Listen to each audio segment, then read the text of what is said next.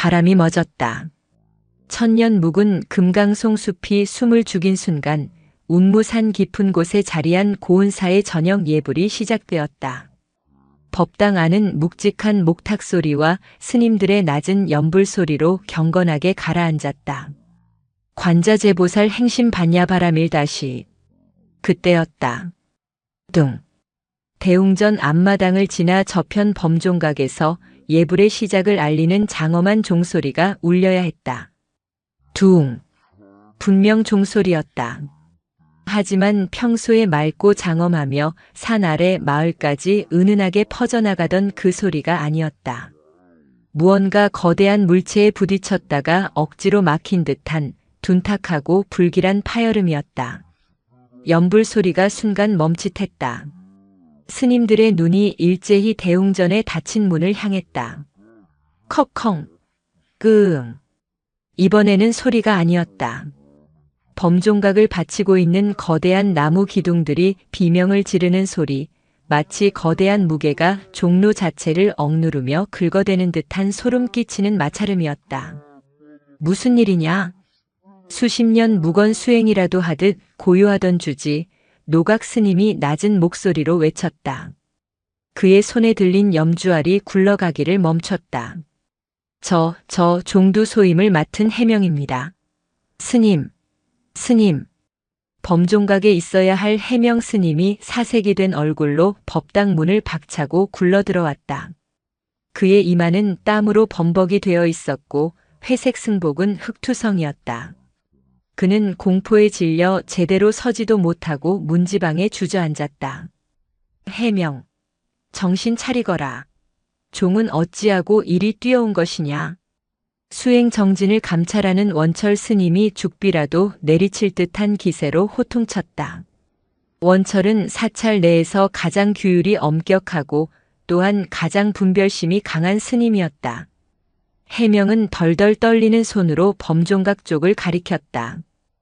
호랑이입니다. 주지 스님. 범종각 아래에 그것이. 호랑이라는 세 글자의 법당 안의 공기는 얼음장처럼 차가워졌다. 운무산은 본래 산세가 깊어 맹수가 많았지만 근래 수십 년간 호랑이가 사찰 경내, 그것도 범종각 바로 아래까지 내려온 적은 단 한 번도 없었다. 크기가 송아지만 한 것이 아니라 황소만 하옵니다.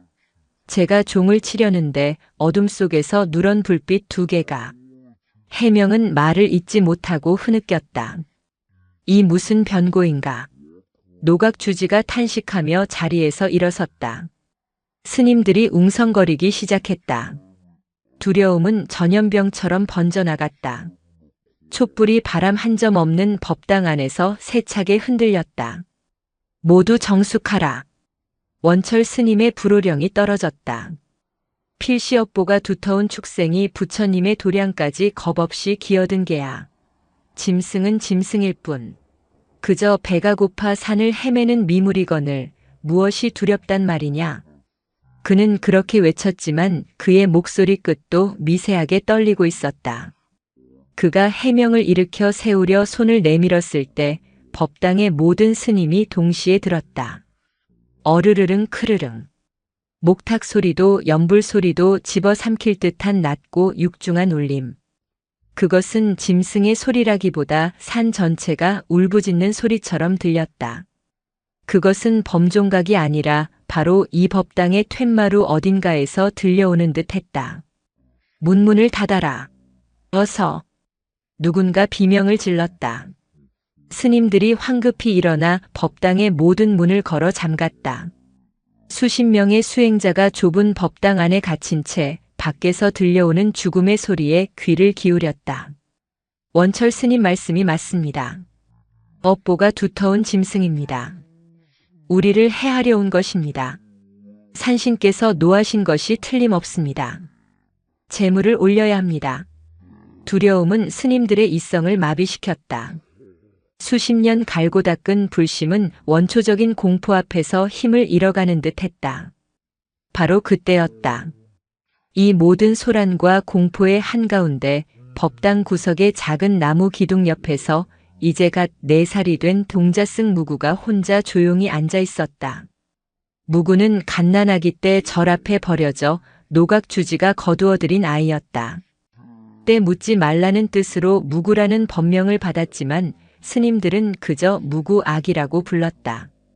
맑고 동그란 눈, 그리고 며칠 전에 막 밀어 반들반들한 작은 머리. 무구는 사찰의 모든 스님에게 경전 속의 부처님보다 더 큰 위안을 주는 존재였다. 그런데 무구는 울지도 않고 떨지도 않았다. 오히려 무구는 이 모든 소란이 지루하다는 듯 스님들이 황급히 닫아버린 문 틈새 아주 미세하게 열린 그 어둠 속을 가만히 응시하고 있었다. 무구야, 이리 오너라. 위험하다. 무구의 스승격인 법민 스님이 다급하게 손짓했다. 하지만 무구는 움직이지 않았다. 그 작은 입술이 오물거렸다. 큰 고양이. 법민 스님이 잘못 들었나 싶어 귀를 기울였다. 무구야, 뭐라고? 무구는 닫힌 문틈의 어둠을 향해 자신의 작은 두 손을 모아 합장하는 신용을 했다. 그리고는 해맑게, 정말이지 너무나도 해맑게 웃었다. 왔어. 큰 고양이, 드디어 왔어. 그 순진무구한 목소리에 법당을 감싸던 공포의 막이 잠시 흔들렸다. 스님들은 저 어린아이가 지금 죽음의 공포 앞에서 무슨 말을 하는지 이해할 수 없었다. 그날 밤 고운사의 저녁 예불은 중단되었다. 스님들은 법당에서 한 발짝도 나가지 못했다. 밖에서는 밤새도록 정체 모를 소리가 들렸다. 육중한 발걸음 소리가 흙마당을 서성이다가 공양간의 장독대를 툭 치고 가기도 했다. 심지어 노각주지의 거처인 조사당 문을 앞발로 긁는 소리까지 들려왔다. 원철 스님은 굳은 얼굴로 죽비를 쥔 채 법당 문 앞을 지켰다. 짐승에게도 불성이 있다 하셨으나 저것은 불성 이전의 굶주린 본성이 앞서는 맹수일 뿐이다. 분별해야 한다. 자비라는 이름으로 목숨을 내어줄 수는 없는 노릇이다. 그의 말은 스님들에게 하는 말이자 스스로의 두려움을 다잡는 다짐처럼 들렸다. 노각주지는 그저 눈을 감고 염주만 굴릴 뿐이었다. 그의 입에서는 연불 대신 깊은 한숨이 새어나왔다. 어찌하여 이 깊은 산중에 하필이면 이 도량의 모습을 드러냈는가? 이것이 인연인가 악연인가? 그렇게 뜬 눈으로 밤을 지새우고 닭 울음소리와 함께 멀리서 동이 트기 시작했다. 밤새 들리던 짐승의 기척이 사라졌다. 스님들은 조심스럽게 법당 문을 열었다. 차가운 새벽 공기와 함께 눈앞에 펼쳐진 광경에 모두가 할 말을 잃었다. 범종각 기둥 하나는 거대한 발톱 자국으로 깊게 패여 있었고 공양간 앞에 가장 큰 장독은 산산조각 나 그 안에 든 간장이 흙마당을 검게 적시고 있었다. 아미타불. 노각주지가 긴 탄식을 내뱉었다. 당장 산 아래 마을에 알려야 합니다. 포수들을 불러야 합니다. 주지 스님. 저것은 불심으로 다스릴 수 있는 존재가 아닙니다. 원철 스님이 흥분한 목소리로 외쳤다. 그의 눈에는 자비심 대신 분노와 공포가 서려 있었다. 그것이 어젯밤 이 경내를 돌아다녔다. 그런데도 우리는 무사하지 않으냐. 해명은 종각에서 그것과 마주쳤음에도 살아 돌아왔다. 노각주지가 조용히 말했다. 그것은 해명이 무언가 말하려 했다. 그것은 스님들을 해치려 한 것이 아닙니다. 그저 무언가를 찾는 듯 했습니다. 저를 보고도 덤비지 않고 오히려 코를 킁킁거리며 제 주위를 맴돌았습니다. 저는 그저 너무 무서워서. 찾다니? 이 절에 짐승이 찾을 것이 무엇이 있단 말이냐? 썩은 고기라도 숨겨두었느냐? 원철이 해명을 다그쳤다. 그때 법당에서 곤히 자고 일어난 무구아기가 작은 눈을 비비며 툇마루로 아장아장 걸어 나왔다. 스님들, 아침 공양 안 하셔요? 무구 배고파요. 아이의 천진난만한 목소리에 살얼음 같던 긴장이 잠시 녹아내렸다. 법민 스님이 쓴웃음을 지으며 아이를 안아들려 했다. 무구야, 간밤에 무섭지 않았느냐? 무구는 고개를 갸웃했다. 왜 무서워요? 큰 고양이가 지켜줬는데. 무슨. 범민 스님이 말을 채 끝내기도 전에 무구가 그의 품에서 내려와 총총걸음으로 범종각을 향해 달려갔다. 무구야, 아기야, 그리 가면 안 된다. 원철 스님이 기겁하며 소리쳤다. 무구는 맹수의 흔적이 선명한 범종각 기둥 아래 멈춰 섰다. 그리고는 흙바닥에 어지럽게 찍힌 거대한 발자국 앞에 쪼그리고 앉았다. 스님들은 숨을 죽였다. 어른 장정의 손바닥보다 2배는 더 큰 그 발자국은 그 자체로 공포의 상징이었다. 원철 스님은 당장이라도 달려가 아이를 끌어안고 싶었지만 발이 떨어지지 않았다. 무구는 작은 손가락으로 그 거대한 발자국을 가만히 쓸어보았다. 그리고는 스님들을 돌아보며 금방이라도 울 듯한 표정을 지었다. 아파. 뭐라고 무구야? 노각주지가 천천히 아이에게 다가갔다. 무구는 자신의 맨발, 작은 왼쪽 발을 가리키며 훌쩍였다. 여기 아파. 피가 나. 스님들은 어리둥절했다. 아이의 발은 깨끗했다. 다친 곳 하나 없었다. 무구야, 내 발은 다치지 않았느니라. 내 발 아니야. 큰 고양이 발 아파. 무구는 다시 호랑이의 발자국을 가리켰다. 그제야 스님들은 보았다. 원철 스님도 노각주지도 해명 스님도 거대한 발자국이 움푹 팬 진흙 가장자리에 아주 희미하게 검붉은 핏자국이 한 방울 스며들어 있었다. 누군가 거칠게 숨을 삼켰다. 해명 스님은 어젯밤 자신을 덮치지 않고 그저 냄새를 맡으며 맴돌던 호랑이의 눈빛을 떠올렸다. 그것은 굶주림이나 살기가 아니었다. 그것은 이해할 수 없는 고통과 슬픔처럼 보이기도 했다. 원철 스님은 굳은 얼굴로 그 핏자국을 노려보았다. 다친 짐승은 더욱 사나운 법입니다. 그의 목소리는 더욱 차가워져 있었다. 하지만 노각주지는 눈을 감았다. 그는 무구의 머리를 쓰다듬으며 핏자국이 향한 깊은 금강송 숲을 바라보았다. 인연이로구나. 낮은 탄식이 새벽 공기 속으로 흩어졌다. 무구는 여전히 쪼그려 앉아 숲을 향해 걱정스러운 눈빛을 보내고 있었다. 다음 날 아침 고운사의 공기는 팽팽한 활시위 같았다. 스님들은 새벽 예불을 드리는 내내 호랑이의 핏자국이 찍힌 마당을 애써 외면했다. 연불 소리는 어느 때보다 컸지만 그 소리는 부처를 향한 귀의가 아니라 스스로의 두려움을 감추기 위한 방패처럼 들렸다. 예불이 끝나자마자 요사체에 비상이 걸렸다. 주지 노각 스님을 제외한 모든 스님이 원철 스님의 주도하에 모였다. 주지 스님께서 인연이니 뭐니 하는 말씀에 현혹되어서는 아니 됩니다. 원철 스님이 방안을 초조하게 맴돌며 말했다. 그의 반들반들한 머리에는 아침 이슬이 아니라 식은 땀이 맺혀 있었다. 어젯밤 해명 스님이 살아 돌아온 것은 부처님의 가피가 아니라 그저 짐승의 변덕이었습니다. 하물며 오늘 아침 무구 아기가 한 말을 들으시지 않았습니까? 아프다 하였습니다. 짐승의 고통에 감응하다니. 그것이 어찌 삿된 기운이라 단정하십니까, 원철 스님. 조용히 구석에 앉아있던 무구를 돌보는 소임의 범민 스님이 어렵게 입을 열었다. 그는 어젯밤부터 겁에 질려 있기도 했지만 무구가 핏자국을 짚어내던 순간의 그 맑은 눈빛을 잊을 수가 없었다. 무구 아기는 그저 마음이 맑아서 그런 것이 아닐는지요. 경전에도 모든 중생은 범민 스님, 원철이 버럭 소리를 질렀다. 경전 속의 글자와 눈앞에 식인 맹수를 혼동하지 마시오. 맑은 마음, 내 살배기 아이가 맹수의 상처를 어찌합니까? 그것은 삿된 것, 요사스러운 기운에 홀린 것입니다. 다친 짐승은 배고픈 짐승보다 10배는 더 사납습니다. 그것이 지금 무구 아기를 제물로 삼아 홀리고 있는 것입니다.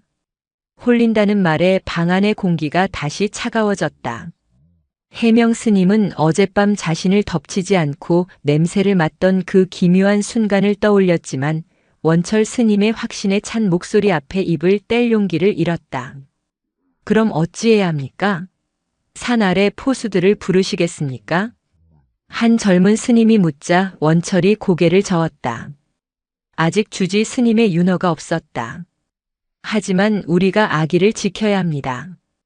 범민 스님, 오늘부터 무구 아기가 법당 앞마당에서 한 발짝도 나가지 못하게 하시오.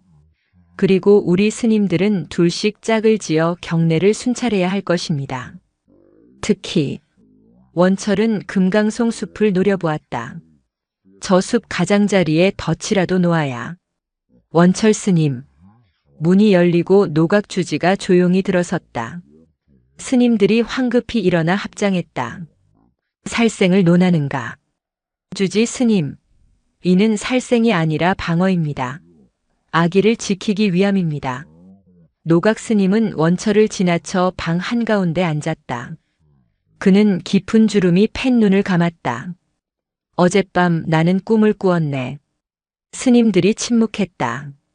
100년 전 이 고운사를 창건하신 은사 스님의 스승, 그 노스님께서 이 절터를 닦으실 때의 일이라 하셨지.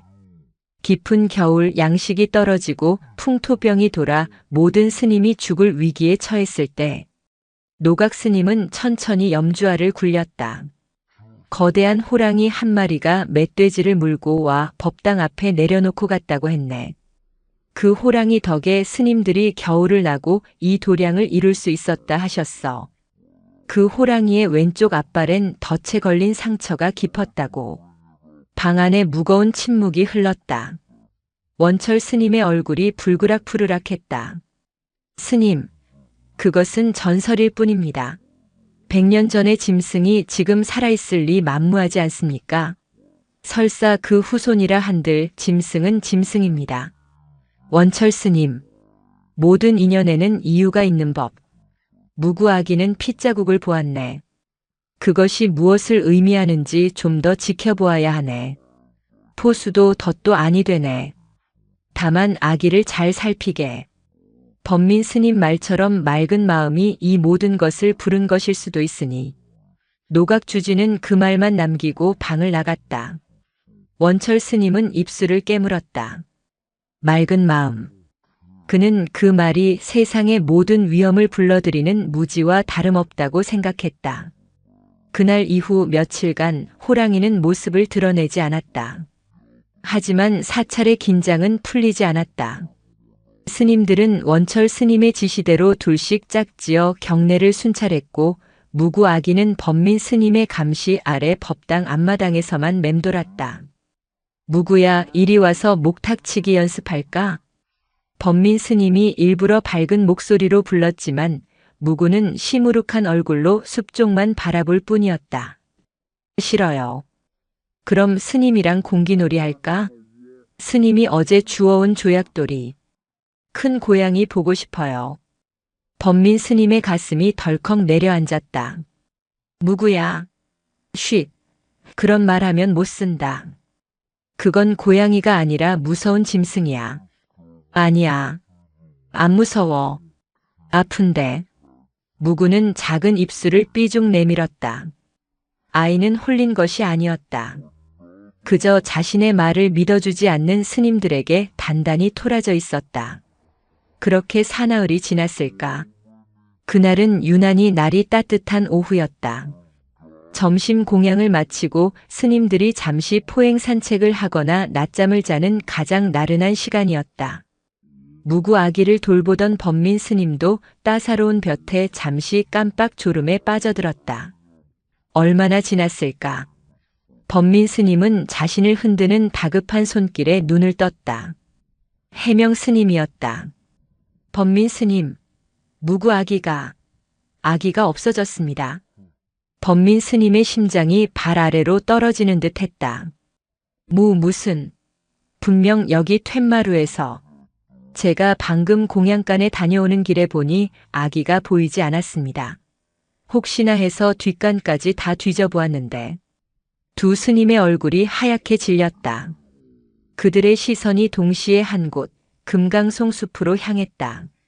원철 스님, 주지 스님, 큰일 났습니다. 무구 아기가. 비명소리에 사찰이 발칵 뒤집혔다. 낮잠을 자던 스님들, 경전을 읽던 스님들 모두가 뛰쳐나왔다. 노각 주지까지 지팡이를 짚고 다급하게 마당으로 나왔다. 어디로 갔느냐? 어느 쪽이야? 원철 스님이 굵은 나뭇가지를 몽둥이처럼 움켜쥐고 소리쳤다. 숲입니다. 숲으로 간 것이 틀림없습니다. 그 짐승이 기어코 아기를 홀려 데려갔습니다. 찾아야 한다. 모두 흩어져서. 스님들이 숲을 향해 달려가려던 그 순간 숲 가장자리에서 무구의 작은 공양 그릇이 굴러나오는 것이 보였다. 그리고 그릇이 굴러나온 덤불 뒤편으로 흙이 묻은 회색 승복 자락이 아주 조금 보였다. 무구야. 범민 스님이 울부짖으며 달려갔다. 원철 스님과 다른 스님들도 그 뒤를 따랐다. 제발 무사해야 한다. 덤불을 헤치고 들어선 스님들은 그 자리에 얼어붙은 듯 멈춰 섰다. 그곳은 숲이 막 시작되는 양지바른 작은 공터였다. 그리고 그 공터 한가운데 어른 황소만 한 거대한 호랑이가 누워 있었다. 스님들은 숨을 삼켰다. 며칠 전 보았던 핏자국의 주인. 그 맹수였다. 그런데 호랑이는 스님들을 보고도 일어나지 않았다. 그저 육중한 머리를 천천히 들어 스님들을 바라볼 뿐 그 눈빛엔 경계심조차 없었다. 너무나 지쳐 보였다. 그리고 그 거대한 호랑이의 앞발치에, 아니 정확히는 호랑이의 따뜻한 백가죽의 작은 등을 폭 기댄 채 무구 아기가 있었다. 스님들은 아무 말도 하지 못했다. 무구는 무서워하는 기색이 전혀 없었다. 오히려 자신이 먹다 남은 식은 감자 한 알을 작은 손으로 들어 호랑이의 입가에 가져다 대고 있었다. 큰 고양이 먹어. 이거 먹으면 안 아파. 호랑이는 그 작은 손을 핥거나 물지 않았다. 그저 묵묵히 마치 100년을 기다린 약이라도 받아먹듯 거친 혀를 내밀어 감자를 받아먹었다. 그리고는 다시 머리를 땅에 뉘었다. 그때 스님들은 똑똑히 보았다. 호랑이의 왼쪽 뒷다리. 며칠 전 핏자국이 어렸던 바로 그곳. 그곳은 썩어 문드러지고 있었다. 깊게 파인 상처는 인간이 만든 날카로운 쇠붙이 필시 밀렵꾼의 덫에 걸렸던 상처였다. 아, 아미타불. 범민 스님이 주저앉았다. 저 요물. 원철 스님이 몽둥이를 고쳐주었다. 그는 이 모든 것이 짐승의 교활한 연기라고 생각했다. 아기를 인질로 삼고 스님들을 유인한 것이라 믿었다. 무구야, 아기야, 당장 그 짐승에게서 떨어지거라. 어서. 원철 스님이 고함을 지르며 한 발짝 다가섰다. 그 순간이었다. 크르르릉. 지금까지 얌전히 누워있던 호랑이가 마치 땅이 울리는 듯한 소리로 낮게 포효했다. 그리고는 지친 몸을 번개처럼 일으켰다. 스님들을 덮치려는 것이 아니었다. 호랑이는 자신의 거대한 몸으로 원철 스님을 등지고 선 무구 아기를 완벽하게 감쌌다. 스님들을 향해 드러낸 이빨은 날카로웠지만 그 눈빛은 아이를 건드리지 말라는 짐승의 것이라기엔 너무나도 절박한 경고였다. 무구는 그제야 뒤를 돌아보았다. 스님들이 자신을 잡으러 온 것을 알았다. 아이의 눈에 눈물이 고였다. 스님, 왜 그래요? 큰 고양이 아파요. 스님들이 무섭게 해서 그래. 무구야, 그것은 짐승이다. 너를 잡아먹으려. 아니야, 아니야. 무구가 울음을 터뜨렸다. 아이의 울음소리에 호랑이의 경계심은 더욱 강해졌다. 스님들과 호랑이, 그 사이에 낀 네 살배기 동자승. 팽팽한 대치. 누구 하나 먼저 움직이면 끔찍한 일이 벌어질 것만 같았다. 모두 물러서게. 뒤늦게 도착한 노각주지가 지팡이로 땅을 짚으며 말했다. 주지 스님, 지금 저것이 아기를. 원철 스님, 스님의 눈에는 저것이 아기를 해하려는 것으로 보이는가? 노각주지는 원철 스님의 어깨를 지그시 눌렀다. 그리고는 무구를 향해 최대한 부드러운 목소리로 말했다. 무구 아기야.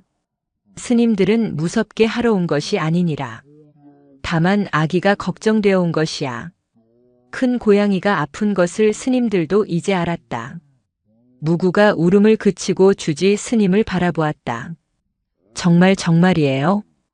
그렇다. 그러니 이제 그만 절로 돌아가자. 큰 고양이도 쉬어야 하지 않겠느냐. 노각주지는 천천히, 아주 천천히 손을 내밀었다. 무구는 잠시 망설였다. 그러더니 자신을 감싸고 선 호랑이의 다리를 작은 손으로 톡톡 두드렸다. 괜찮아. 우리 주지 스님이야. 안 무서워. 놀랍게도 호랑이는 아이의 말에 경계를 풀었다. 마치 알아듣기라도 한 것처럼 몸으로 막고 있던 길을 살짝 비켜주었다. 무구가 아장아장 노각주지에게로 걸어왔다. 범민 스님이 달려가 아이를 와락 끌어안았다. 스님들이 아이를 데리고 황급히 뒷걸음질 쳤다. 원철 스님은 마지막까지 몽둥이를 놓지 않고 호랑이를 노려보았다. 호랑이는 스님들을 쫓아오지 않았다. 그저 상처 입은 몸으로 공터에 다시 주저앉아 무구가 사라지는 숲길을 하염없이 바라볼 뿐이었다. 그 짙고 누런 눈동자에 비친 것은 굶주림이나 살기가 아니었다. 그것은 스님들이 수십 년간 경전 속에서만 찾아 헤매던 지독한 쓸쓸함이었다. 사찰로 돌아온 무구 아기는 결국 범민 스님의 방에 갇히는 신세가 되었다. 원철 스님은 노발대발했다. 보셨지 않습니까? 저것은 짐승이 아닙니다. 요물입니다.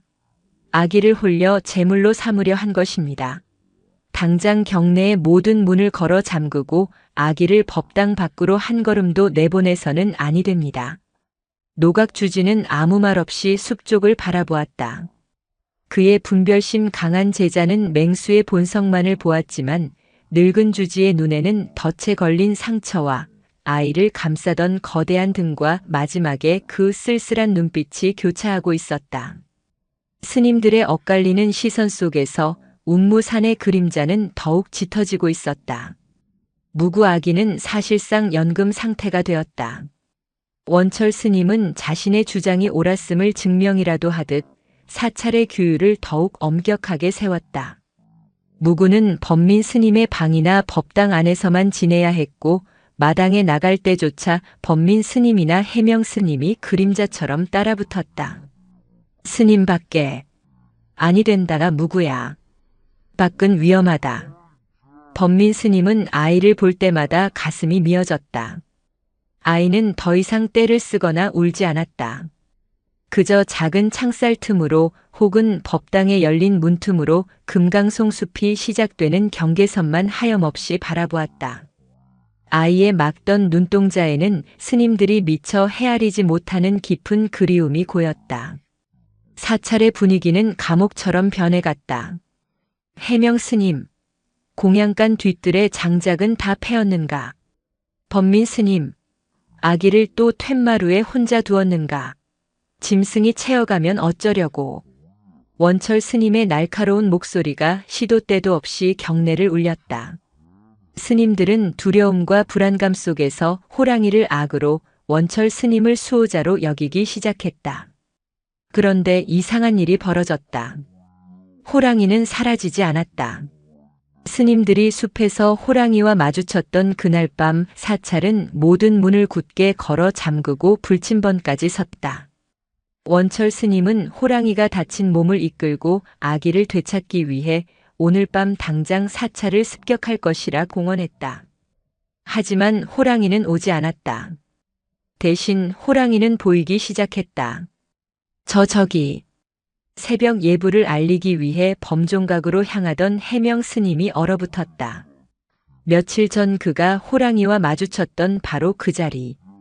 범종각에서 숲으로 이어지는 어둑한 길목에 두 개의 안광이 횃불처럼 타오르고 있었다. 호랑이였다. 호랑이는 다가오지 않았다. 그저 해명을 그리고 사찰을 묵묵히 지켜보고 있었다. 해명이 겁에 질려 뒷걸음질 치자 안광은 소리 없이 어둠 속으로 쓰러졌다. 그것은 시작에 불과했다. 점심 공양을 위해 마당을 가로지르던 스님들은 대웅전 지붕 너머 숲의 능선 위에 버티고 선 거대한 호랑이의 실루엣을 보았다. 석양을 등지고 선 모습은 짐승이라기보다 산의 주인처럼 보였다. 밤이면 어김없이 나타났다. 공양간 뒤뜰에서 해우 소화장실로 가는 길목에서 스님들은 불현듯 저를 지켜보는 누런 불빛과 마주쳐야 했다. 호랑이는 경계선을 넘지 않았다. 해를 입히려 하지도 울부짖지도 않았다. 그저 거기 있었다. 저것이 우리를 감시하고 있습니다. 원철 스님은 이 현상을 최악으로 해석했다. 저 교활한 짐승이 우리의 허점을 노리고 있습니다. 우리가 지치는 순간 아기를 절대 경계를 풀어서는 아니 됩니다. 스님들의 신경은 날마다 쇠약해져 갔다. 침묵의 감시자. 그것은 소리치는 위협보다 더 무서운 공포였다. 오직 무구 아기만이 그 소식을 들을 때마다 창백한 얼굴에 화색이 돌았다. 큰 고양이 왔어요? 어디? 어디에 있어요? 무구야. 범민 스님은 아이의 입을 막으며 주변을 살폈다. 아이가 호랑이를 부르기라도 할까봐 두려웠다. 그렇게 살얼음판 같은 날들이 일주일쯤 지났을까. 그날은 늦가을 비가 추적추적 내리는 날이었다. 공양간 소임을 맡은 스님들이 비를 맞으며 겨울을 나기 위한 무청을 뒤뜰에 널고 있었다. 원철 스님은 경내 순찰을 돌고 있었고 해명 스님은 젖은 땔감을 옮기고 있었다. 범민 스님은 법당에서 무구에게 천자문을 가르치고 있었다. 하늘 천, 따지, 거물 현, 누를 황 무구야 따라 해야지. 무구는 붓을 든 채 조그만 책상에 엎드려 창밖의 빗줄기만 바라보고 있었다. 그때였다. 꿀, 꿀꿀, 끄으.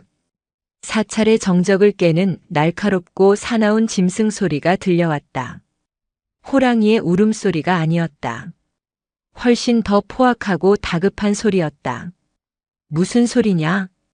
원철 스님이 몽둥이를 들고 소리가 나는 뒤뜰로 달려갔다. 해명 스님도 땔감을 내팽개치고 그 뒤를 따랐다. 그리고 그들은 보았다. 맨 멧돼지다. 공양간 뒤뜰, 무청을 널어놓은 멍석 위에서 집채만 한 멧돼지 한 마리가 눈을 뒤집고 있었다. 굶주림에 이성을 잃고 민가까지 내려왔다가 절간의 음식 냄새를 맡고 담을 넘어 들어온 듯 했다. 멧돼지는 널어놓은 무청을 닥치는 대로 파헤치며 붉게 충혈된 눈으로 스님들을 노려보았다. 허이! 썩 물러가지 못할까? 원철 스님이 몽둥이를 휘두르며 고함을 쳤다. 끄으! 오히려 멧돼지를 자극한 꼴이 되었다. 멧돼지는 원철 스님을 무시하고 더 만만해 보이는 상대, 뒤쪽에 서 있던 해명 스님을 향해 돌진했다. 해명 스님, 피하시오. 으악! 해명 스님은 비에 젖은 흙바닥에 미끄러져 넘어졌다. 멧돼지가 날카로운 송곳니를 번득이며 해명 스님의 가슴팍을 들이받으려는 찰나였다. 그 모든 것은 눈 깜짝할 사이에 일어났다. 크항! 하늘이 찢어지는 듯한 포효 소리. 그것은 경고나 위협이 아니었다. 순수한 분노와 힘의 폭발이었다. 지금까지 숲의 경계선에서 감시만 하던 그 호랑이였다. 호랑이는 빗줄기를 뚫고 마치 땅에서 솟아난 것처럼 숲에서 공양간 뒤뜰까지의 수십 보 거리를 단 2번의 도약으로 주파했다. 그 움직임은 맹수라기보다 신령에 가까웠다. 쿵! 거대한 몸뚱이가 멧돼지의 옆구리를 그대로 들이받았다. 멧돼지가 비명을 지르며 나뒹굴었다. 끄액! 멧돼지도 필사적이었다. 다시 일어나 송곳니로 호랑이의 옆구리를 노렸다. 하지만 호랑이는 상대가 되지 않았다. 호랑이는 멧돼지의 돌진을 피하는 동시에 산사태 같은 앞발로 멧돼지의 머리를 내리쳤다. 퍽! 둔탁한 소리와 함께 멧돼지의 돌진이 멈췄다. 호랑이는 틈을 주지 않고 멧돼지의 목덜미를 물었다. 멧돼지가 발버둥 쳤지만 빗속의 사투는 금방 끝이 났다. 호랑이가 목을 물고 한번 거세게 흔들자 멧돼지는 그대로 축 늘어졌다. 비바람 소리와 스님들의 거친 숨소리만 남았다.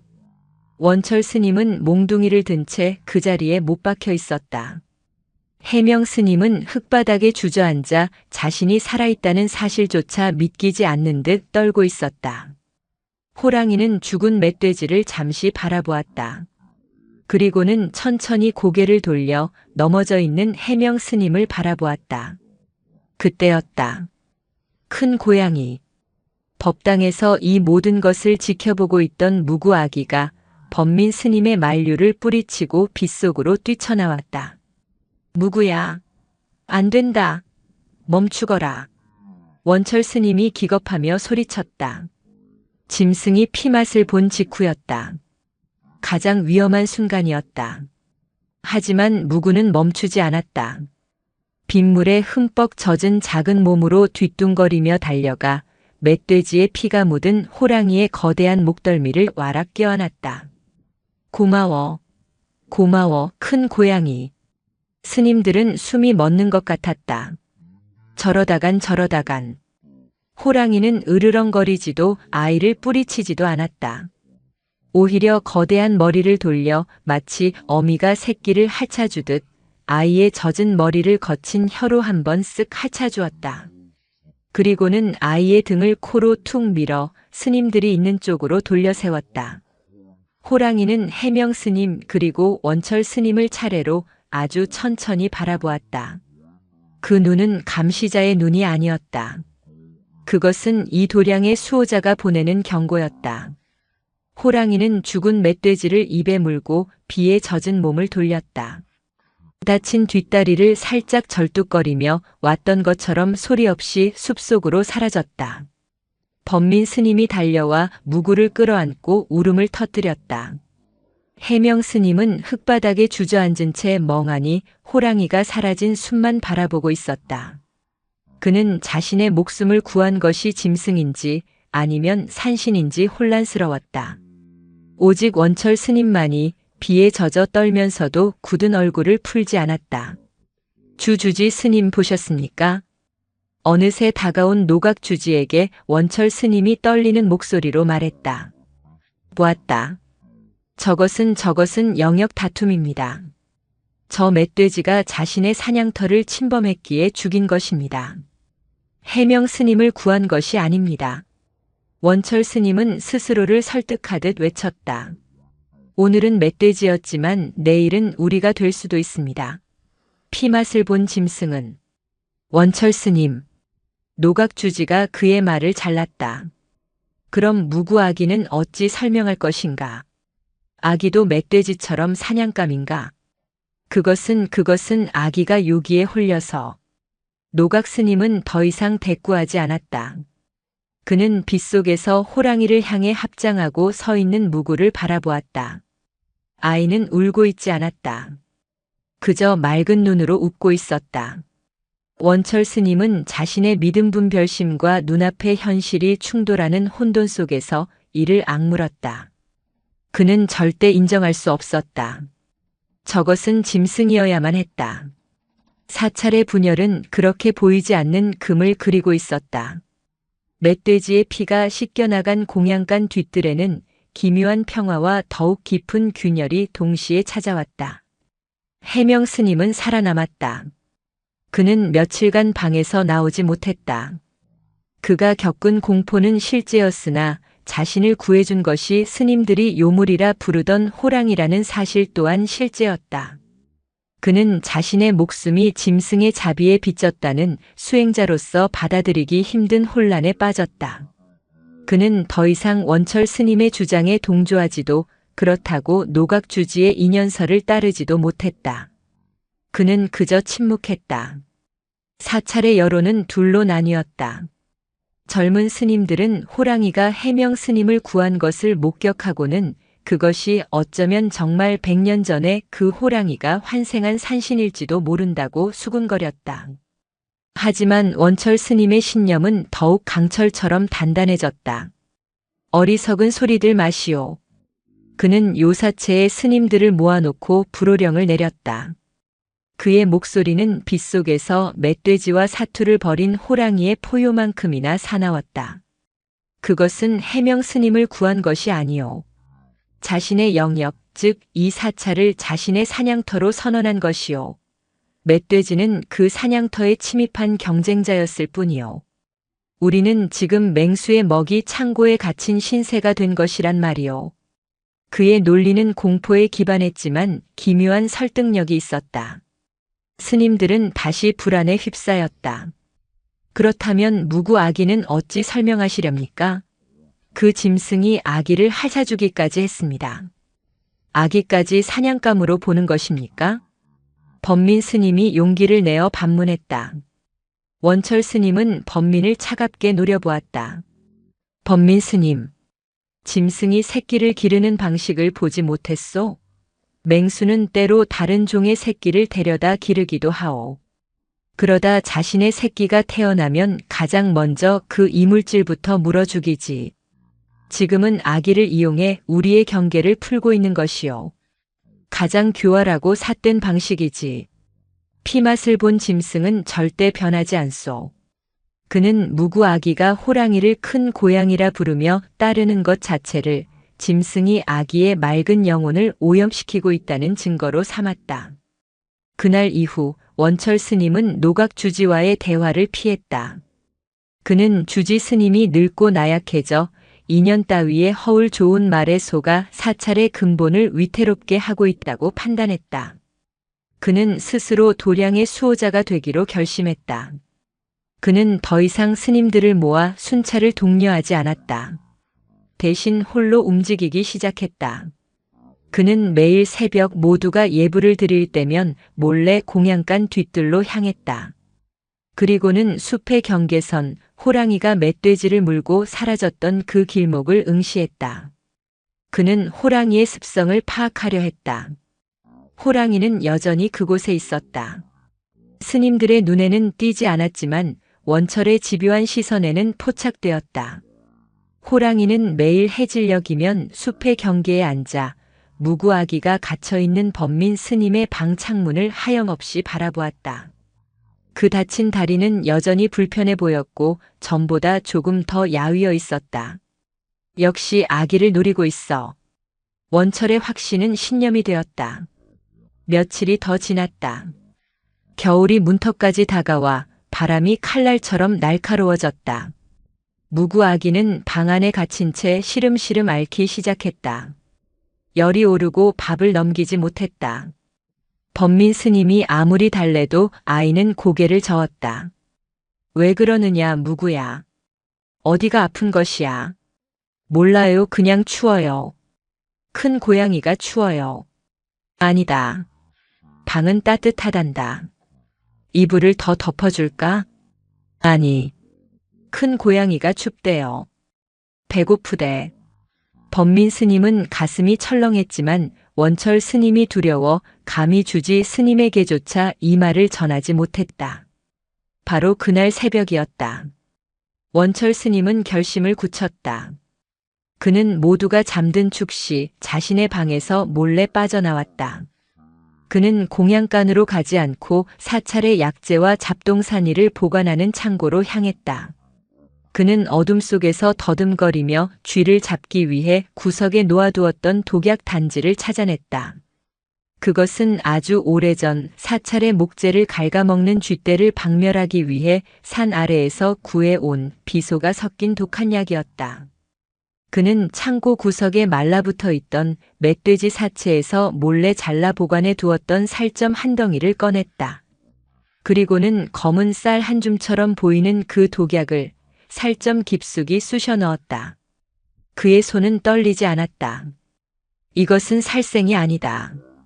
그는 스스로에게 되뇌었다. 이것은 도량을 정화하는 일이다. 삿된 기운을 몰아내고 무구아기의 영혼을 구하며 스님들의 수행 환경을 지키는 일이다. 이것은 방편이다. 그는 자신이 지금 가장 중요한 화두를 실천하고 있다고 믿었다. 자비의 눈이 멀어 실체를 보지 못하는 주지 스님 대신 자신이 악역을 맡아야 한다고 생각했다. 그는 빗자루를 들고 마당을 쓰는 척 조심스럽게 숲의 경계로 다가갔다. 호랑이가 늘 앉아있던 자리. 그곳의 바위 틈에 독이 든 고기덩이를 깊숙이 밀어 넣었다. 그는 차가운 새벽 공기 속에 합장했다. 나무아미타불. 축생아. 내가 비록 삿된 기운으로 이 도량을 어지럽혔으나 내세에는 부디 맑은 몸을 받아 태어나거라. 이것은 너를 향한 나의 마지막 자비다. 그는 돌아서서 요사체로 향했다. 그의 등 뒤로 금강송 숲은 여명에 젖어들기 시작했지만 그가 디딘 첫걸음은 이미 어둠 속으로 한 발짝 깊게 빠져들고 있었다. 그날 아침 원철 스님은 그 어느 때보다 큰 소리로 목탁을 치며 예불을 올렸다. 그는 자신이 해야 할 일을 했다는 비장한 확신에 차 있었다. 하지만 그는 알지 못했다. 그가 창고에서 독약을 꺼낼 때 범민 스님의 방에서 잠 못 이루던 무구 아기가 창밖에 그 그림자를 보았다는 것을. 그리고 그가 고기덩이를 바위 틈에 놓고 돌아설 때 숲 저편에서 그 모든 것을 지켜보던 상처 입은 호랑이의 짙고 슬픈 두 눈이 있었다는 것을. 가장 깊은 균열은 그렇게 가장 조용한 순간에 만들어지고 있었다. 그날 하루는 기묘할 정도로 평온했다. 원철 스님은 초조하게 해가 지기를 기다렸다. 그는 오늘 저녁 예불 시간이 지나면 저 지긋지긋한 감시자의 안광이 사라질 것이라 확신했다. 반면 무구 아기의 상태는 급격히 나빠졌다. 스님 배 아파. 새벽녘 원철 스님의 그림자를 목격한 이후 무구는 식은땀을 흘리며 이불을 뒤집었었다. 범민 스님이 아이의 배를 만져보았지만 딱딱하게 굳거나 탈이 난 것 같지는 않았다. 무구야, 어제 먹은 것이 잘못되었느냐? 죽이라도. 아니야, 아니야. 무구는 고개를 저으며 울먹였다. 아이는 배가 아프다고 했지만 정작 움켜쥔 것은 자신의 배가 아니라 가슴팍이었다. 뜨거워, 여기가 뜨거워. 불 들어왔어. 아이의 목소리는 열에 들떠 미약했다. 범민 스님은 아이의 이마를 짚었다. 불덩이 같았다. 주지 스님, 주지 스님, 무구 아기가 위독합니다. 범민 스님의 다급한 외침에 노각 주지가 달려왔다. 노각 스님은 열에 시달리며 헛소리를 하는 듯한 무구를 진맥했다. 맥은 가늘었지만 병세라기보다는 무언가에 크게 놀란 사람의 맥이었다. 무구야, 정신 차리거라. 무엇이 뜨겁다는 것이냐. 검은 쌀 스님이 검은 쌀을. 무구는 횡설수설했다. 범민 스님은 그게 무슨 말인지 몰라 안절부절 못했다. 검은 쌀이라니? 공양간에서 무엇을 잘못 주워 먹은 것이냐? 아니야, 원철 스님이. 그 순간 법당에서 예불을 마치고 나오던 원철 스님의 얼굴이 하얗게 굳었다. 그는 자신의 방으로 향하던 걸음을 멈추고 범민 스님의 방 쪽을 바라보았다. 검은 쌀. 그것은 자신이 어젯밤 썼던 비소의 모양을 가리키는 은어였다. 아이가 어찌 그것을 안단 말인가. 설마. 원철 스님의 등줄기에 식은땀이 흘렀다. 설마 짐승이 그 고기를 먹었고 아기가 저 짐승과 연결되어. 그는 자신의 방편이 아기를 해쳤을지도 모른다는 끔찍한 생각에 사로잡혔다. 그는 공포에 질려 숲의 경계, 자신이 고기를 놓아두었던 바위 틈을 바라보았다. 고기는 사라지고 없었다. 원철 스님의 다리가 후들거렸다. 그는 비틀거리며 자신의 방으로 들어가 문을 걸어 잠갔다. 주지 스님, 어찌해야 합니까? 의원을 불러야. 범민 스님이 울먹이자 노각 스님이 조용히 고개를 저었다. 이것은 의원이 고칠 병이 아니다. 노각 스님은 무구의 작은 손을 잡았다. 아이는 여전히 뜨거워 불이야라는 말을 중얼거리고 있었다. 노각 스님은 눈을 감았다. 그는 무구의 고통이 어디에서 오는지 어렴풋이 짐작했다. 그것은 독이 아니었다. 그것은 독보다 더 지독한 누군가의 악이었다. 무구야. 노각 스님이 조용히 불렀다. 그 불은 어디에 있느냐? 내 몸 안에 있느냐, 밖에 있느냐? 몰라요. 스님 가슴에 검은 불이. 무구는 원철 스님이 숨어 있는 방 쪽을 희미하게 가리켰다. 노각 스님은 깊은 한숨을 내쉬었다. 업하로구나. 스스로가 만든 업의 불길이 가장 맑은 영혼을 태우고 있구나. 그날 저녁 예불은 원철 스님 없이 진행되었다. 스님들은 주지 스님과 법민 스님이 무구 아기를 간호하느라 바쁘고 원철 스님은 몸이 아파 불참한 줄로만 알았다. 하지만 방 안에 갇힌 원철 스님은 지옥을 경험하고 있었다. 그는 무구가 죽을지도 모른다고 생각했다. 자신이 도량정화라는 이름으로 저지른 행위가 가장 아끼던 동자승을 죽이는 결과로 돌아왔다고 생각했다. 내가 틀렸다. 내가 짐승만도 못한 짓을. 그의 수십 년 수행이 무너져 내렸다. 그가 그토록 경멸했던 분별심이 결국 자신을 살인자로 만들었다. 그는 죽비로 자신의 머리를 내리치며 통곡했다. 그런데 그날 밤 기적이 일어났다. 자정을 넘길 무렵 불덩이 같던 무구 아기의 열이 거짓말처럼 내리기 시작했다. 아이는 흠뻑 땀을 흘리고는 깊은 잠에 빠져들었다. 법민 스님은 눈물을 흘리며 부처님께 감사 기도를 올렸다. 노각 스님은 잠든 무구의 머리를 쓰다듬으며 창밖 어둠 속의 원철 스님 방을 바라보았다. 아이의 열이 내린 것은 원철 스님의 마음속에서 아기가 무너지고 참회의 눈물이 터졌기 때문임을 알았다. 무구는 독에 중독된 것이 아니었다. 그 짐승과 너무나 깊이 연결되어 짐승을 향한 살해 그 자체를 자신의 고통으로 받아들였던 것이다. 스님. 새벽녘 무구가 희미하게 눈을 떴다. 큰 고양이가 고기 안 먹었어요. 알고 있다, 무구야. 알고 있단다. 큰 고양이가 원철 스님 용서한대요. 법민 스님은 그저 울 뿐이었다. 다음 날 사찰은 다시 일상을 찾는 듯 했다. 원철 스님은 퀭한 눈으로 방에서 나왔지만 아무 말도 하지 않았다. 그는 그저 묵묵히 마당을 쓸었다. 그리고 스님들은 알아차렸다. 호랑이가 사라졌다. 원철 스님이 고기를 놓았던 그날 이후 해 질녘이면 어김없이 보이던 능선 위의 실루엣도 범종각 앞의 안광도 그 무엇도 보이지 않았다. 드디어 떠났는가. 해명 스님이 안도하는 듯 그러나 어딘가 섭섭한 듯 중얼거렸다. 스님들은 멧돼지 사건 이후 호랑이에게 가졌던 일말의 경외심과 원철 스님이 주입한 공포 사이에서 혼란스러워했다.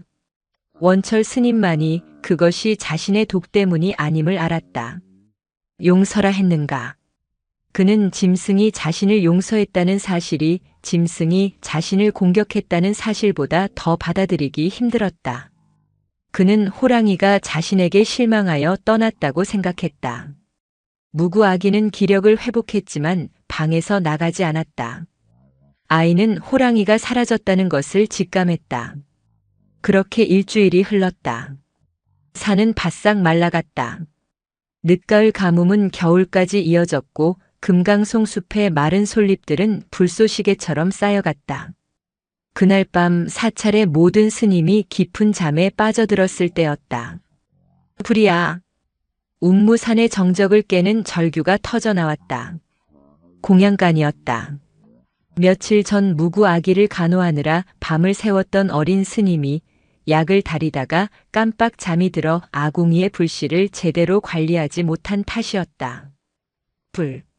불이다. 법당으로 불이 옮겨 붙는다. 바싹 마른 바람이 불길을 몰아쳤다. 불은 마른 장작 더미를 삼키고 순식간에 공양간 지붕을 무너뜨렸다. 그리고 그 불길은 바람을 타고 사찰의 심장부 대웅전을 향해 혀를 날름거렸다. 물을 가져와라. 물을. 스님들이 뛰쳐나와 물동이를 날랐지만 수십 년 묵은 목조 건물에 붙은 불은 턱없이 부족한 물로 잡을 수 있는 수준이 아니었다. 크악. 대웅전 현판에 불이 붙었다. 사찰의 역사가 타들어가기 시작했다. 주지 스님을 모셔라. 무구아기는 어디 있느냐? 범민 스님이 불길에 휩싸인 요사체를 향해 달려갔지만 이미 늦었다.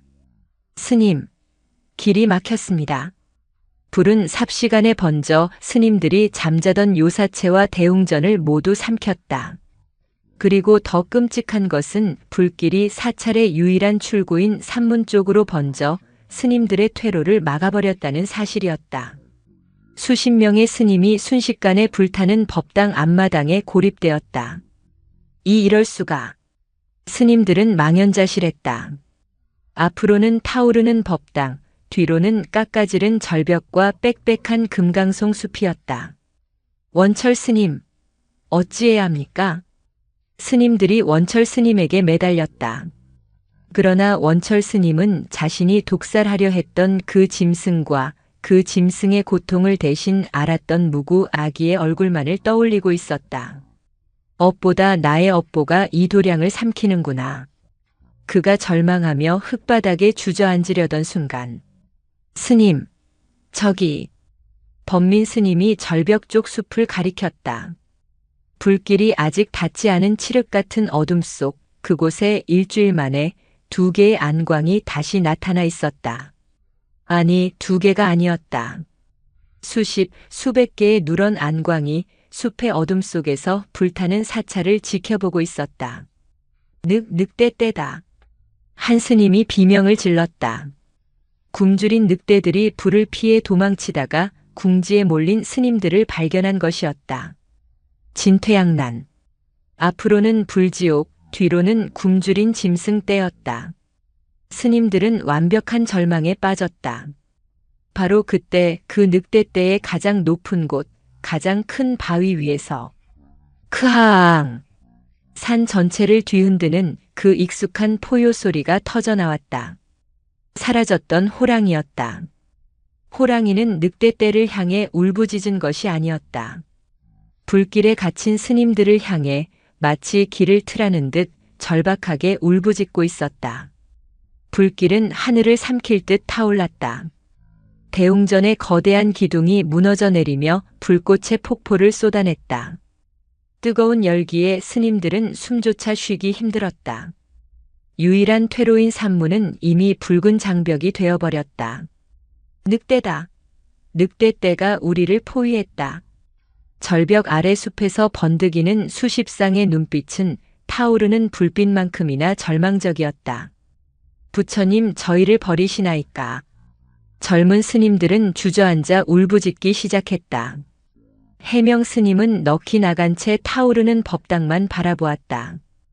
이 아비규환의 한가운데 원철 스님은 꼼짝도 하지 않았다. 그는 자신의 업보가 사찰 전체를 삼키는 이 순간을 마치 형벌을 받듯 묵묵히 지켜보고 있었다. 그때였다. 크하앙! 바위 위에서 그 호랑이가 다시 한번 포효했다. 그것은 늑대떼를 향한 위협이 아니었다. 명백히 스님들을 향한 절박한 부름이었다. 스님, 저기. 그때까지 노각주지의 품에 안겨있던 무구 아기가 연기에 콜록거리면서도 바위 쪽을 가리켰다. 큰 고양이가 길을 열어. 무구야, 무슨 소리냐? 저긴 늑대떼가. 범민 스님이 절규했다. 아니야. 늑대들이 비켜주고 있어. 스님들이 눈을 가늘게 뜨고 다시 바라보았다. 놀라운 광경이 펼쳐지고 있었다. 호랑이가 바위 위에서 포효하자 숲을 가득 메웠던 늑대떼가 마치 홍해가 갈라지듯 양쪽으로 물러나고 있었다. 늑대들은 스님들이 두려운 것이 아니라 바위 위의 그 존재에게 절대적으로 복종하고 있었다.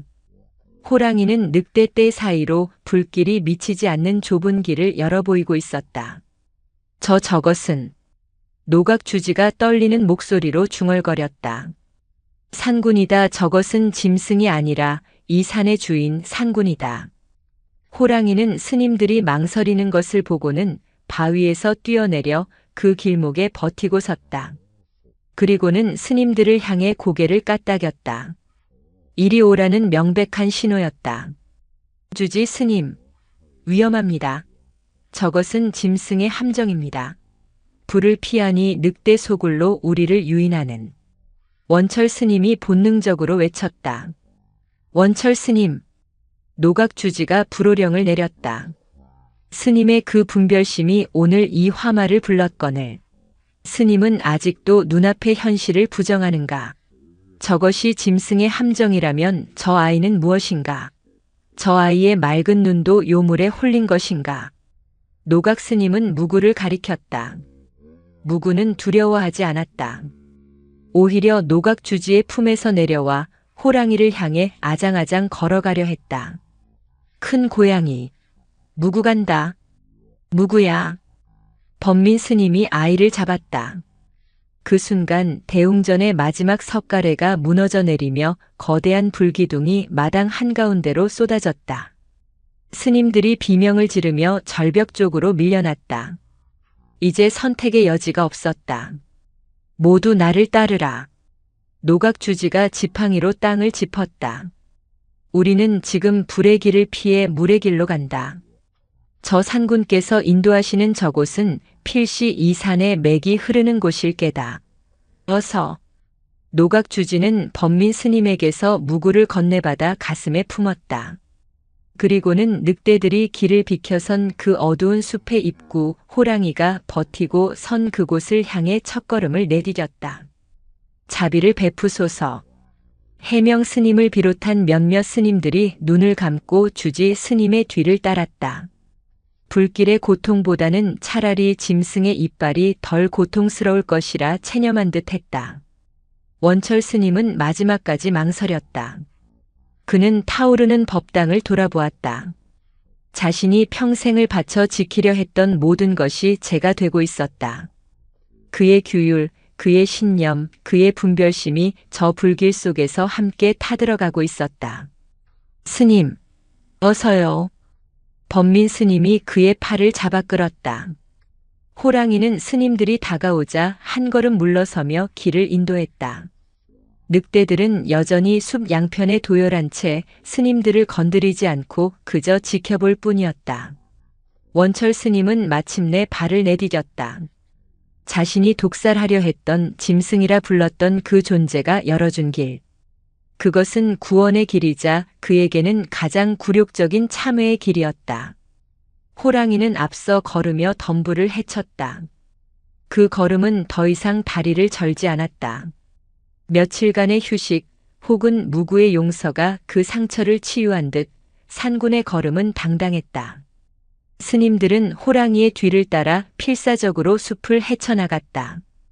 호랑이는 불길의 방향과 바람의 흐름을 정확히 꿰뚫고 있었다. 얼마나 걸었을까? 스님들이 연기와 열기에 지쳐 쓰러질 무렵 호랑이가 멈춰섰다.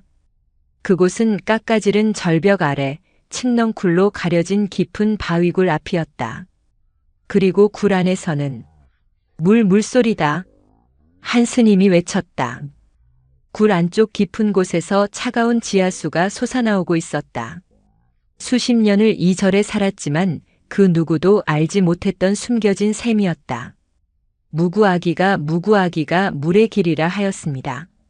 범민 스님이 감격에 차외쳤다. 스님들은 굴 안으로 뛰어들어 허겁지겁 물을 마시고 불에 댄 상처를 식혔다. 호랑이는 굴 안으로 들어오지 않았다.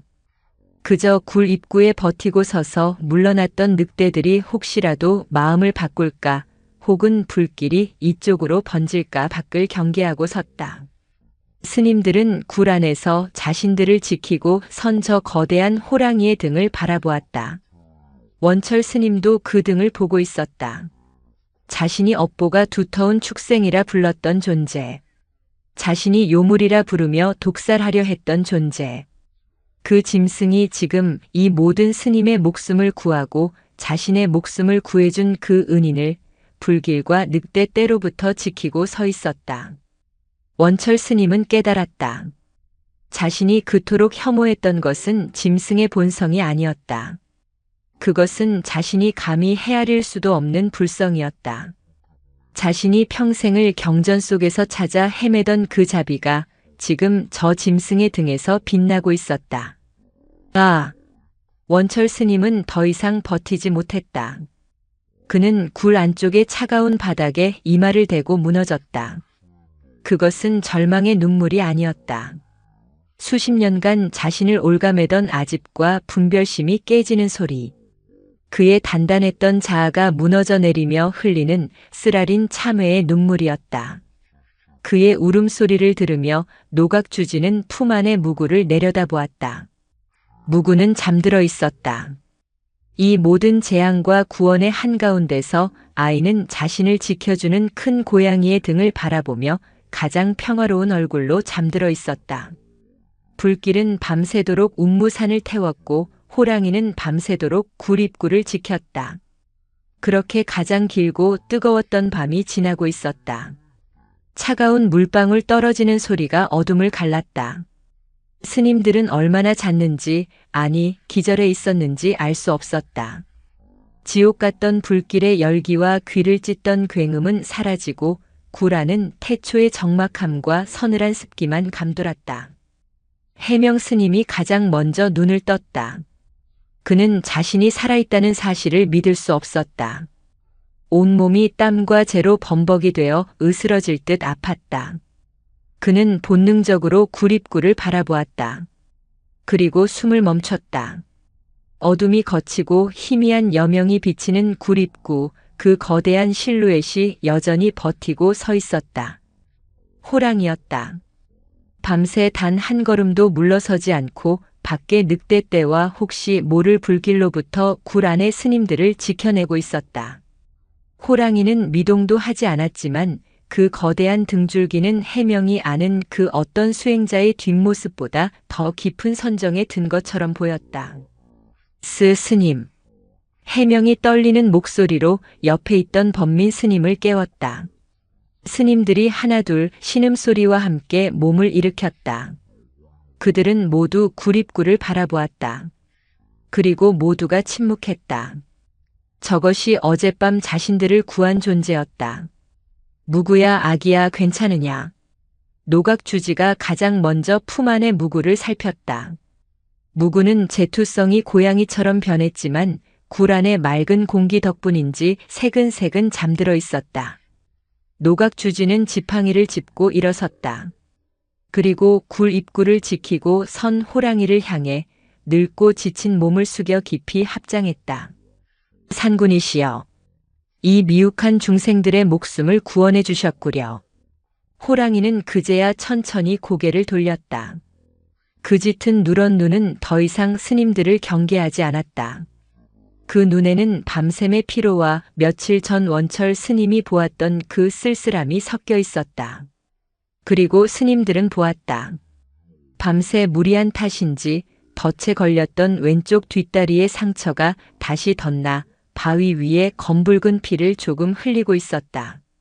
자신도 상처 입은 몸으로 자신을 독살하려 했던 자들까지 구해낸 것이다. 아! 가장 구석에 웅크리고 있던 원철 스님이 그 피를 보았다. 그는 차마 고개를 들지 못했다. 호랑이는 스님들이 모두 일어난 것을 확인하고는 굴 입구에서 한 걸음 비켜섰다. 길을 여는 것이었다. 노각주지가 무구를 안고 굴 밖으로 첫걸음을 내디뎠다. 그리고 스님들은 자신들의 삶이 무너진 풍경과 마주했다. 아! 탄식조차 나오지 않았다. 고은사. 천년의 풍상을 견뎌온 도량은 그곳에 없었다. 밤새 모든 것을 삼킨 불길은 꺼졌지만 사찰이 있던 자리는 검은 잿더미와 아직 연기가 피어오르는 숯덩이들만 나뒹굴고 있었다. 장엄했던 대웅전은 시커먼 기둥 몇 개만 묘비처럼 서 있었고 스님들의 처소였던 요사체와 공양가는 형체도 없이 주저앉아 있었다. 바람이 불자 잿가루가 눈처럼 날려 스님들의 젖은 승복 위로 떨어졌다. 끝이다 모든 것이. 한 젊은 스님이 잿더미에 주저앉아 통곡했다. 수십 년간 쌓아 올린 공든 탑이 하룻밤 사이에 사라진 것이다. 스님들은 망연자실했다. 어디서부터 손을 대야 할지, 아니, 이제 어디로 가야 할지조차 알 수 없었다. 모든 것을 잃었다. 경전도 불상도 하다못해 내일 아침 공양할 쌀 한 톨조차 저 잿더미 속에 묻혀버렸다. 하하하하. 그때 원철 스님이 실성한 사람처럼 웃기 시작했다. 그는 비틀거리며 잿더미의 한가운데로 걸어 들어갔다. 아직 뜨거운 기운이 남아있는 숯덩이를 밟으면서도 그는 멈추지 않았다. 원철 스님, 위험합니다. 이리 나오시오.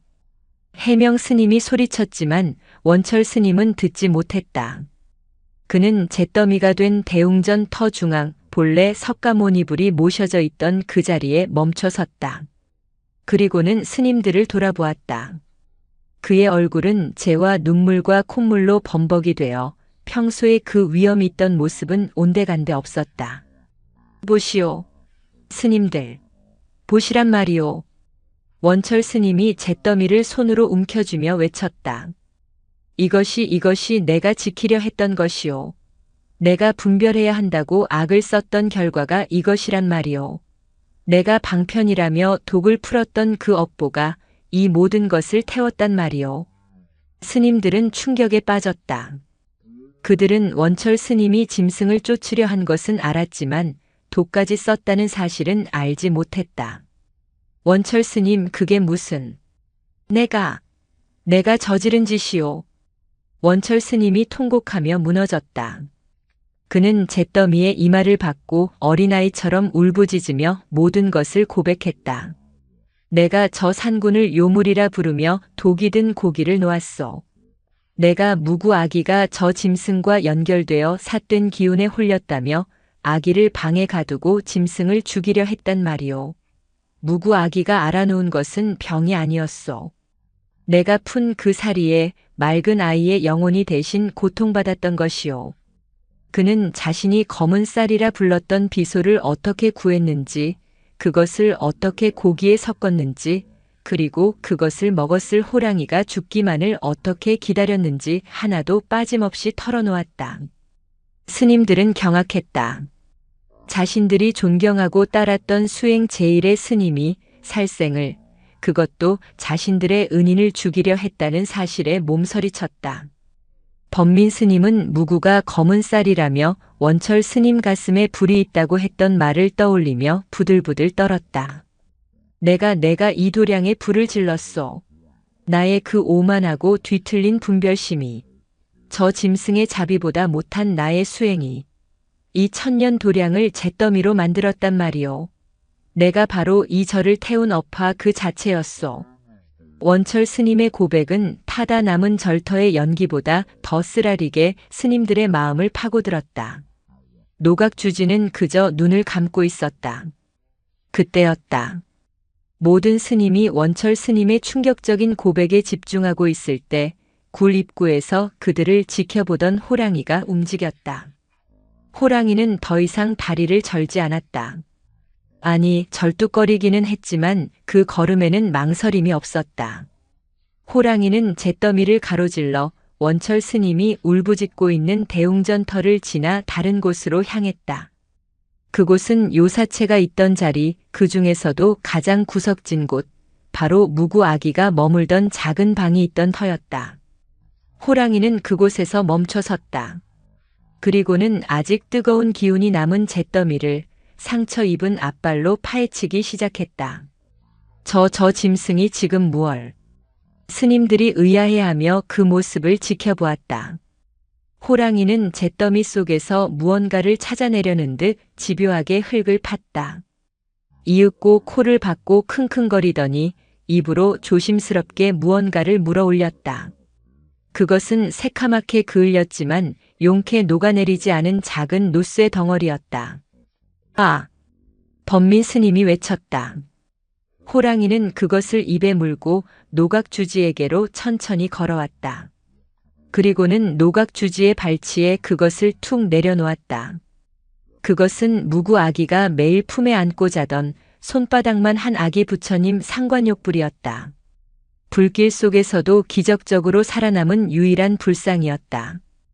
호랑이는 재앙 속에서 스님들이 그토록 지키려 했던 경전도 불상도 금부치도 아닌 가장 순수한 동심의 상징을 찾아낸 것이다. 이 모든 광경을 지켜보던 원철 스님의 울음이 멎었다.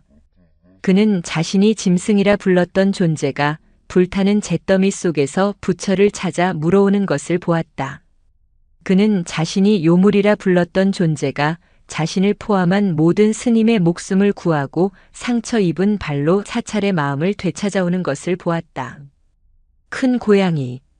그때 노각주지의 품에서 깨어난 무구가 잠이 덜 깬 눈으로 호랑이를 보았다.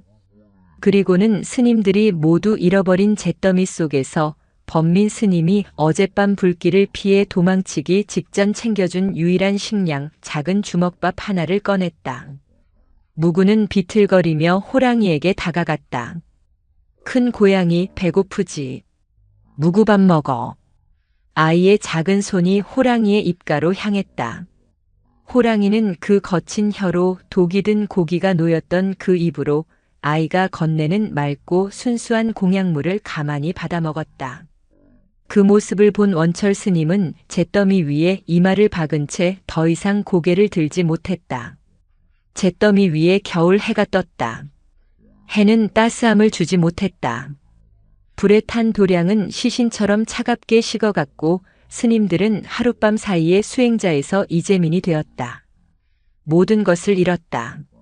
머물 곳도 덮을 이불도 내일의 공약물도 없었다. 주지 스님, 이제 어찌해야 합니까? 산 아래 마을로 내려가야 하지 않겠습니까? 해명 스님이 망연자실한 목소리로 물었다. 스님들의 시선이 노각주지에게 향했지만 노각주지는 아무 말 없이 호랑이가 찾아낸 그을린 아기 부처님 상만 만지고 있었다.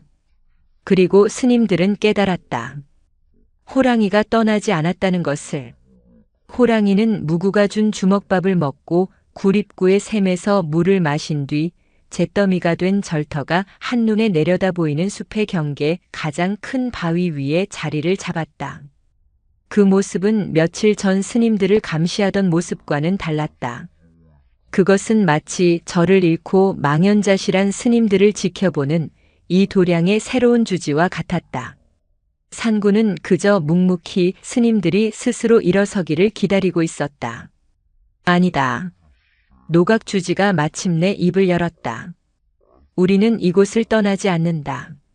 하오나 스님, 이 잿더미 위에서 어찌 겨울을 난단 말입니까? 불에 타지 않은 것이라곤 저 굴 속의 샘물뿐입니다. 그럼 그 샘물로 족하다. 노각주지는 잿더미 속을 헤치고 들어갔다. 그리고는 대웅전 터 원철 스님이 고백하던 그 자리에 가부좌를 틀고 앉았다. 우리의 수행은 법당 안에서만 하는 것이 아니었다. 오늘부터 이 잿더미가 우리의 법당이고 저 산군께서 우리의 스승이시다. 무구아기가 우리의 경전이다. 스님들은 충격에 빠졌다. 하지만 노각주지는 눈을 감고 예불을 시작했다. 관자재보살 행심 반야바라밀 다시. 아무도 따라하지 못했다. 모든 것을 잃은 공허함 속에서 연불은 그저 공허한 소리에 불과했다. 그때였다. 잿더미의 이마를 받고 있던 원철 스님이 천천히 몸을 일으켰다. 그는 자신의 지난 수십 년 수행이 저 짐승의 하룻밤 자비보다 못했음을 깨달았다. 그는 더 이상 스님들을 호령하던 원철이 아니었다. 그는 말없이 잿더미 속을 뒤지기 시작했다. 불에 탄 석가래를 맨손으로 치우고 깨진 기와장을 골라냈다. 원철 스님 지금 무얼? 범민 스님이 물었지만 원철 스님은 대답하지 않았다. 그는 묵원에 들어간 것이다. 그는 자신의 죄를 씻기 위해 이 잿더미를 자신의 손으로 모두 정화하기로 결심했다. 그것은 그의 새로운 수행, 고행의 시작이었다. 그 모습을 본 해명 스님이 멧돼지로부터 자신을 구해준 호랑이의 등을 떠올렸다. 그도 말없이 원철 스님을 도와 잿더미를 치우기 시작했다. 이윽고 범민 스님도 다른 젊은 스님들도 하나둘 잿더미에 뛰어들었다. 울음은 멈췄다. 그들은 굴에서 잠자리를 마련하고 샘물을 마시며 먹을 것을 구하기 위해 숲을 뒤졌다. 호랑이는 그 모든 과정을 묵묵히 지켜볼 뿐이었다. 오직 무구 아기만이 이 모든 상황을 이해하지 못했다. 스님, 우리 집 어디 갔어? 아이는 잿더미 속에서 시커멓게 변한 자신의 목각 인형을 찾아들고 울먹였다. 무구야, 부처님께서 새 집을 지으시려 잠시 헌 집을 가져가신 게야. 범민 스님이 애써 웃으며 달랬다. 무구는 스님들이 잿더미를 치우는 동안 샘터와 바위 위에 호랑이 사이를 오갔다. 아이는 스님들이 숲에서 주워온 도토리 몇 알을 큰 고양이에게 가져다 주었고 호랑이는 그것을 귀찮아하지 않고 받아먹었다. 무구는 짐승과 스님들 사이의 유일한 소통의 달이었다. 그렇게 며칠이 지났다. 스님들은 잿더미를 걷어내고 불에 타다 남은 목재를 모아 임시 거처를 만들기 시작했다. 하지만 새로운 위기가 닥치고 있었다. 주지 스님, 큰일 났습니다. 산 아래 마을에서 나무를 해오던 젊은 스님 하나가 사색이 되어 달려왔다. 마을 사람들이 포수들을 이끌고 산으로 오고 있습니다. 포수라니? 이 겨울에 무슨 사냥이란 말이냐? 그것이 저희 때문입니다.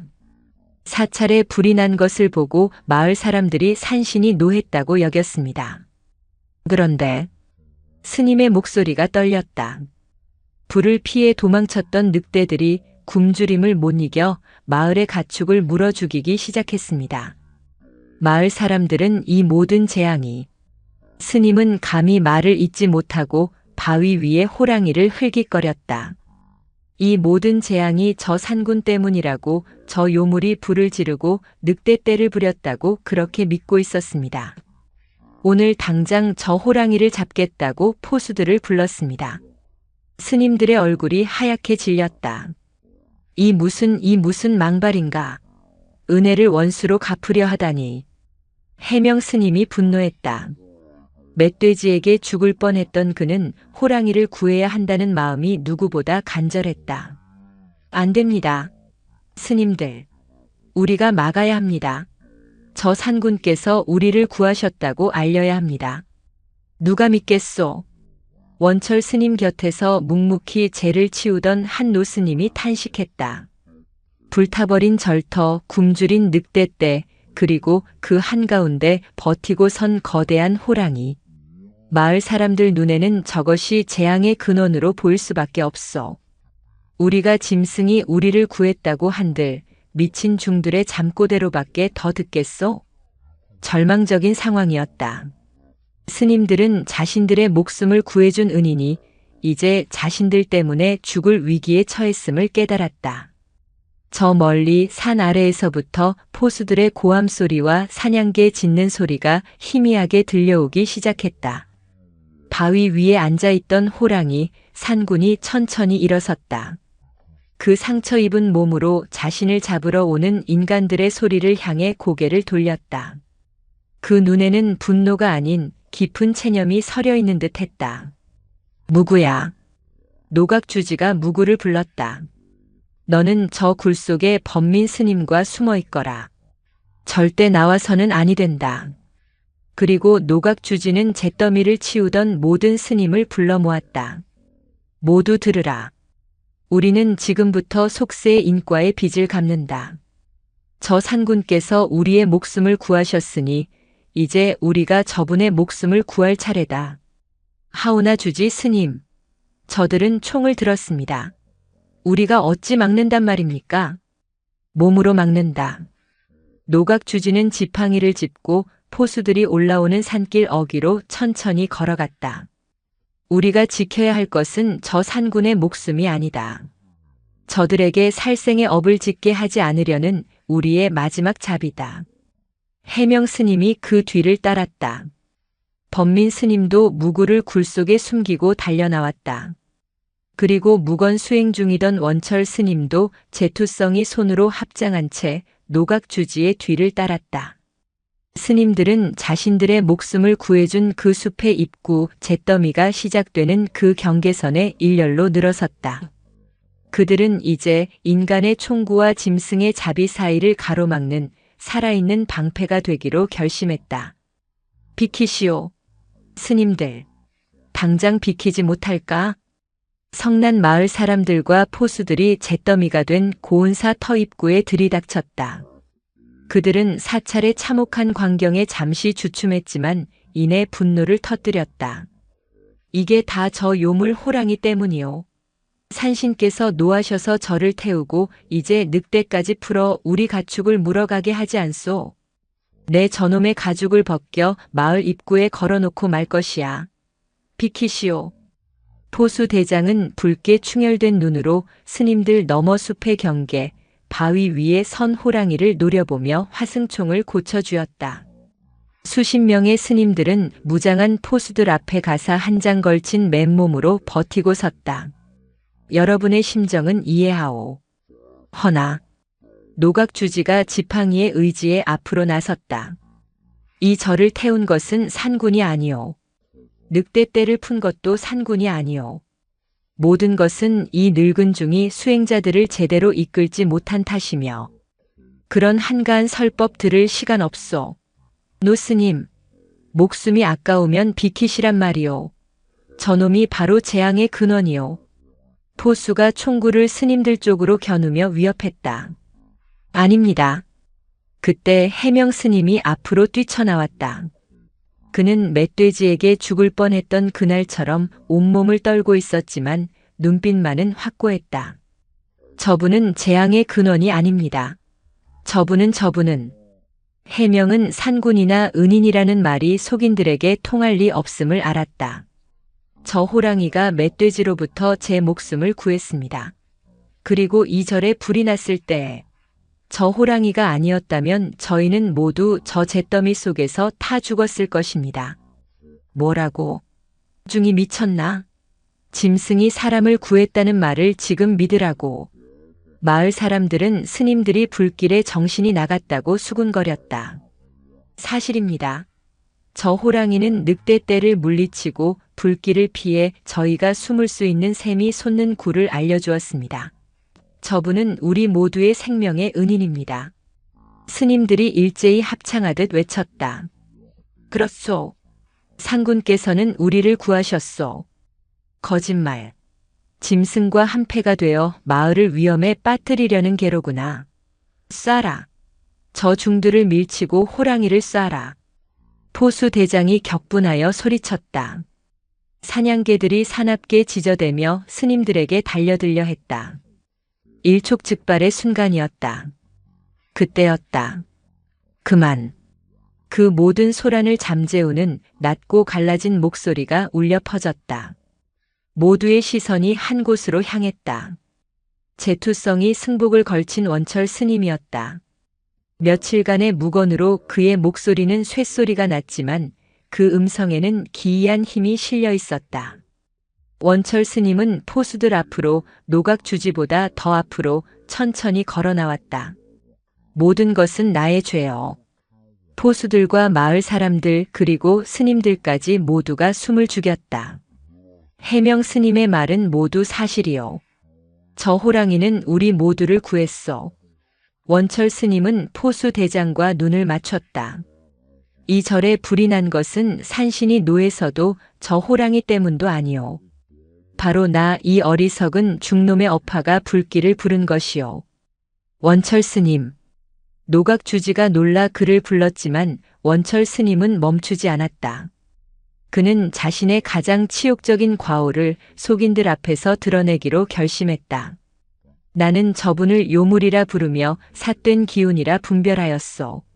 나는 저분의 자비를 알아보지 못하고 오히려 저분을 죽이기 위해 독이 든 고기를 놓았소. 뭐라고? 마을 사람들이 경악했다. 살생을 금해야 할 중이 짐승을 독살하려 했단 말이오? 그렇소. 원철 스님은 눈을 감았다. 나의 그 지독한 사리와 오만이 이 도량의 복을 깎아먹었고 결국 불을 불렀소. 나는 저 불길 속에서 타 죽어 마땅한 죄인이었소. 그런데 원철 스님은 고개를 돌려 바위 위에 호랑이를 바라보았다. 내가 죽이려 했던 저분은 나를 이 죄인을 구했소. 불길 속에서 길을 열고 늑대로부터 우리를 지켰소. 저분이 늑대떼를 부른 것이 아니라 굶주린 늑대로부터 우리를 지켜준 것이란 말이오. 그의 절절한 고백에 포수들의 기세가 한풀 꺾였다. 그들은 평생 수행만 하던 스님이, 그것도 가장 규율이 엄격하다던 원철 스님이 마을 사람들 앞에서 자신의 살생 시도를 고백하는 모습에 압도당했다. 저분이 짐승이요? 내가 짐승이요? 원철 스님이 가슴을 치며 물었다. 경전 속 부처를 찾는다는 내가 눈앞에 살아있는 부처를 알아보지 못하고 독을 먹이려 했소. 자비를 베풀어야 할 내가 사리를 품었을 때 짐승이라 불린 저분은 목숨을 걸고 자비를 베풀었소. 이제 말해보시오. 누가 짐승이고 누가 사람이며 누가 부처란 말이오. 그의 외침은 포수들을 향한 것이었지만 스님들의 가슴을 더욱 후벼 팠다. 바로 그 순간이었다. 큰 고양이. 모두의 시선이 원철 스님에게 쏠린 틈을 타 굴에 숨어있던 무구 아기가 뛰쳐나왔다. 아이는 이 험악한 분위기를 뚫고 포수들과 스님들 사이를 지나 호랑이가 있는 바위를 향해 달려갔다. 무구야, 안 된다. 범민 스님이 기겁하며 뒤쫓았지만 아이는 빨랐다. 호랑이는 무구가 달려오는 것을 보고도 피하지 않았다. 오히려 바위에서 내려와 아이가 자신에게 다가올 수 있도록 몸을 낮췄다. 무구는 자신을 잡으러 오는 포수들도 그들의 총도 사나운 사냥개도 아랑곳하지 않고 달려가 호랑이의 목덜미를 와락 껴안았다. 가지마. 큰 고양이 가지마. 스님들이랑 같이 살아. 아이의 순진한 울음소리가 잿더미 위에 울려 퍼졌다. 호랑이는 아이의 등을 핥아주며 천천히 고개를 들었다. 그리고 자신을 죽이러 온 포수 대장을, 자신을 고백한 원철 스님을, 자신을 변호한 해명 스님을, 그리고 자신을 길러준 노각주지를 차례로 바라보았다. 그 눈에는 분노도 두려움도 슬픔도 없었다. 그저 모든 것을 이해한다는 듯한 천년 묵은 금강송보다 더 깊고 고요한 눈빛이었다. 그 눈빛과 마주친 원철 스님은 그 자리에서 무너져 내렸다. 그는 깨달았다. 자신이 평생을 찾아 헤맨 깨달음이 불성이 경전 속에나 불상 안에 있었던 것이 아님을. 그것은 짐승이라 분별했던 저 호랑이의 눈 속에 있었고 독살하려던 자신을 구해준 그 자비 속에 있었으면 삿된 기운이라 불렀던 무구 아기의 순수한 마음 속에 있었다. 만물에 깃든 불성. 그것은 관념이 아니라 지금 눈앞에 서 있는 저 호랑이 그 자체였다.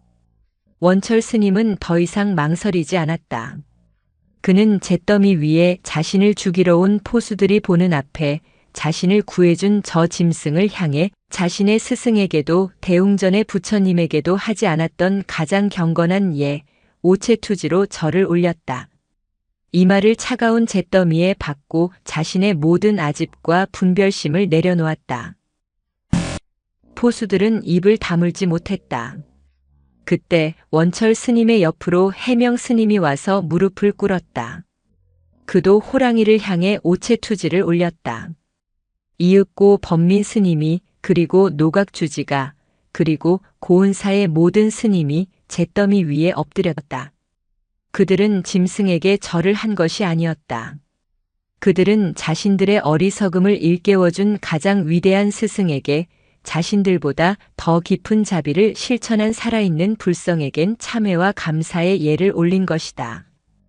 포수 대장은 스님들의 그 장엄하고도 기이한 광경 앞에서 자신도 모르게 손에 든 화승총을 스르르 내렸다.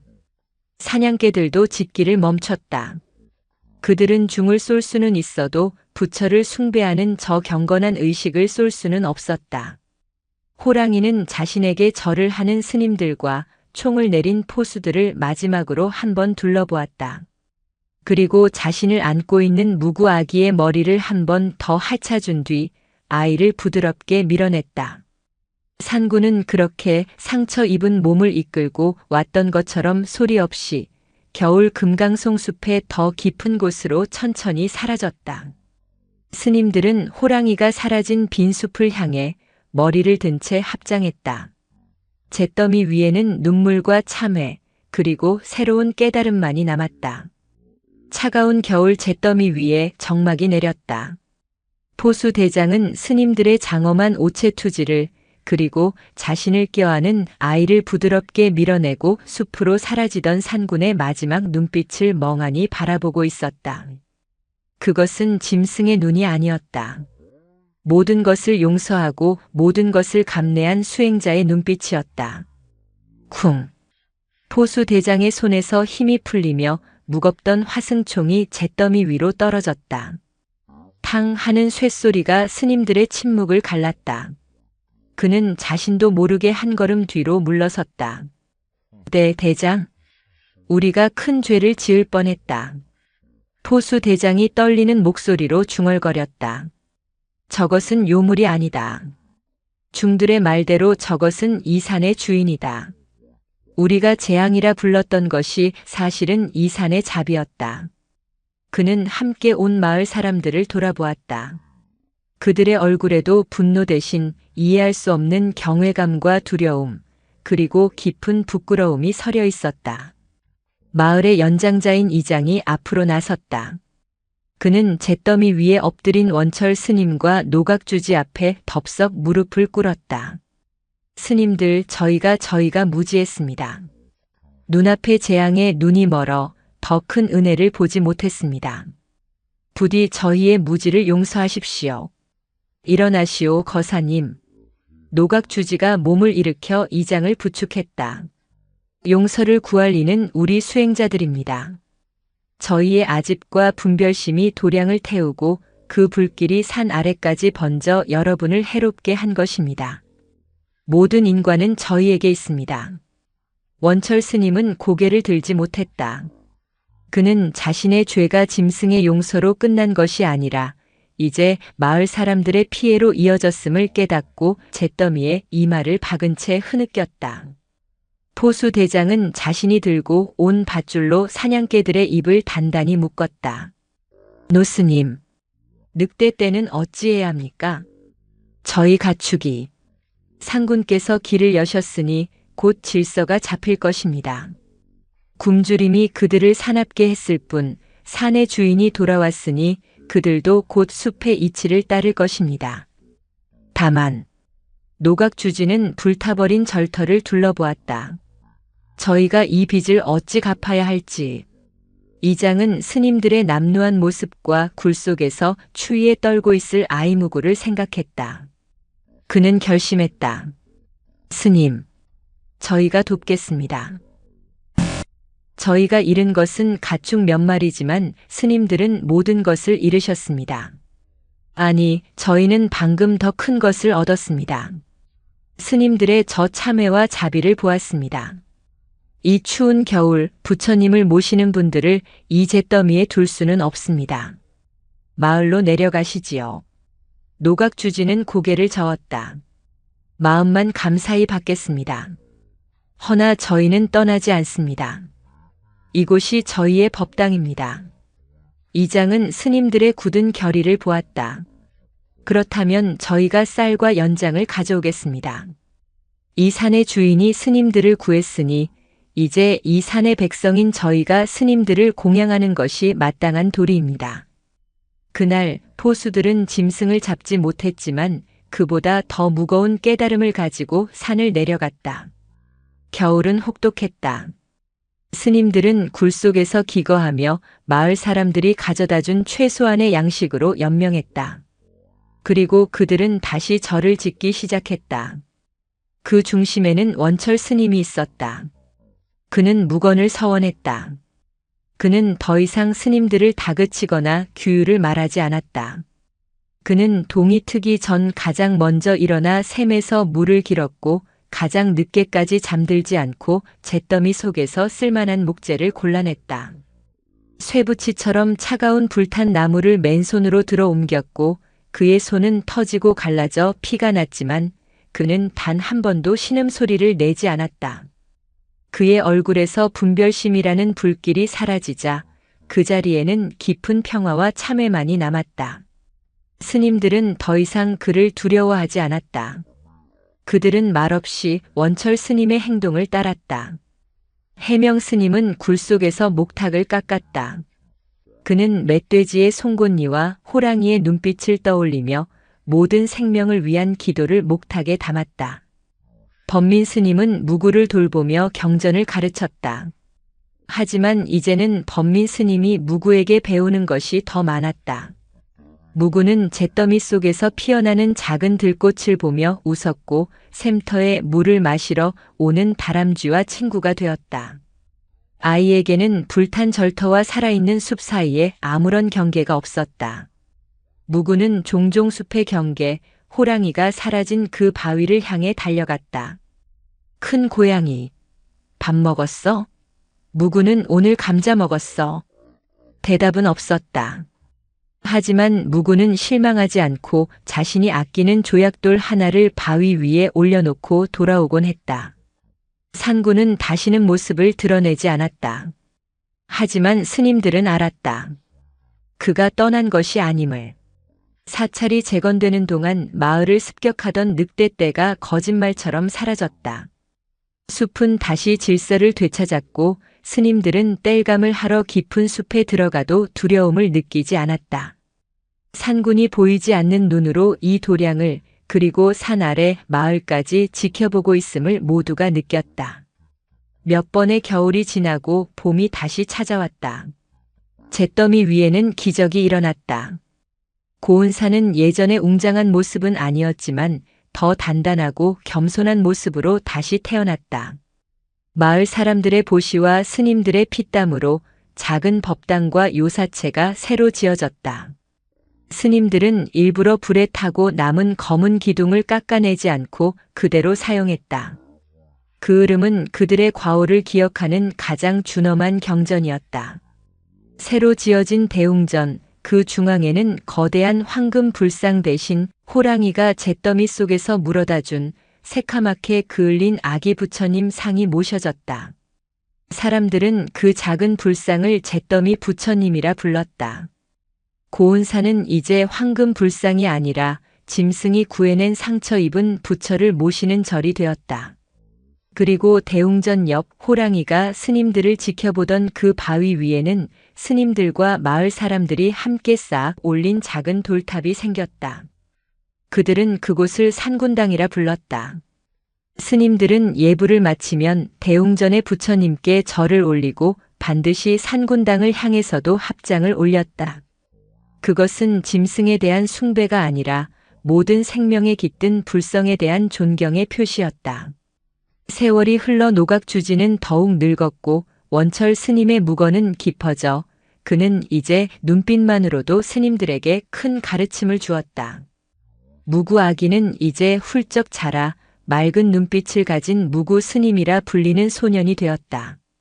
그는 여전히 글자보다 숲의 언어를 더 잘 알았고 그의 주변에는 늘 작은 새와 산짐승들이 모여들었다. 어느 늦은 봄날 새로운 행자 몇몇이 고은사의 가르침을 듣고 산을 올랐다. 그들은 잿더미 부처님과 산군당의 유래를 듣고 깊은 감명을 받았다. 한 어린 행자가 마당에서 묵묵히 장작을 패고 있는 원철 스님에게 다가가 물었다. 스님, 저는 평생 부처가 무엇입니까? 라는 화두를 풀고 싶었습니다. 이 절의 스님들은 모두 그 답을 알고 계신 듯 합니다. 부디 가르침을 주십시오. 부처란 무엇입니까? 수십 년간 묵언을 지켜온 원철 스님이 장작을 패던 도끼를 내려놓았다. 그는 행자를 바라보았다. 그의 눈은 잿더미처럼 깊고 샘물처럼 맑았다. 그는 천천히 입을 열었다. 쇠붙이가 갈리는 듯한 그러나 더없이 따뜻한 목소리가 수십 년 만에 절마당에 울렸다. 저기 숲의 경계에서 아무런 분별 없이 산짐승과 이야기를 나누는 저 아이. 원철 스님은 산군당 앞에서 새들에게 곡식을 나눠주고 있는 무구 스님을 가리켰다. 그리고 자신을 죽이려 한 나를 구하기 위해 불 속으로 뛰어들었던 저 숲 어딘가에 계실 산군. 그는 호랑이가 사라진 깊은 금강송 숲을 가리켰다. 그 둘이 아니다. 그것이 이 절의 부처다.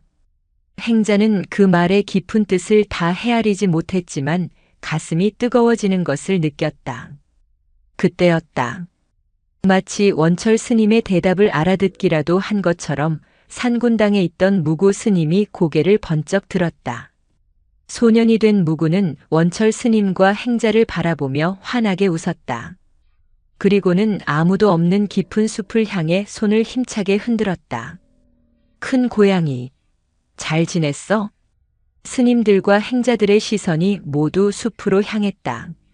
숲은 그저 맑은 바람 소리만 들릴 뿐 아무것도 보이지 않았다.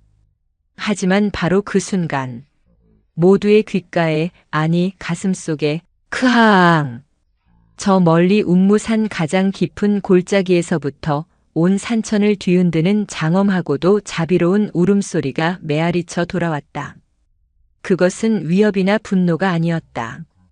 그것은 내가 여기 있다, 너희의 수행을 지켜보고 있다고 답하는 산군의 대답이었다. 잿더미 위에 다시 선 고은사의 모든 스님들, 그리고 새로운 행자들, 산 아래 마을 사람들까지. 그 소리를 들은 모두가 소리가 들려오는 그 깊은 숲을 향해, 그리고 자신들의 마음속에 깃든 불성을 향해 조용히 두 손을 모아 합장했다.